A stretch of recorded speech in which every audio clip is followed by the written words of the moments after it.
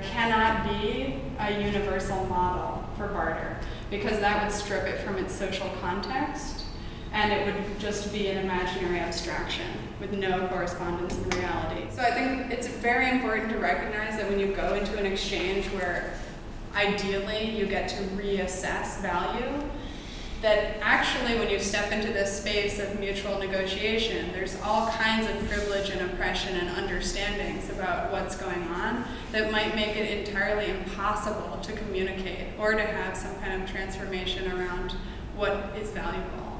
So, you know, the story of an exchange of an island for kettles and trinkets is a very violent story that we tell ourselves, and there's a lot of treaties written showing that someone signed for an island, but the understanding was impossible because there was no concept of private property.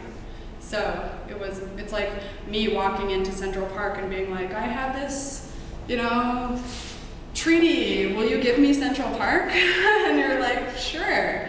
It was just completely impossible as an exchange. So again, this woman, Caroline Woolard, she's been studying this group in northeast Nepal. And what's interesting to me, this was in the 80s, but what she found is that groups would barter with each other. So all kinds of things are traded: garlic, pig's bristles, potatoes, poison, herbs, antidotes. I think it's good to not only romanticize barter as something that happens like far away and with people who have no money, but is actually like all around us in our practices and even on a corporate level. So also in the US we have ITEX, which you can join, and you pay the broker.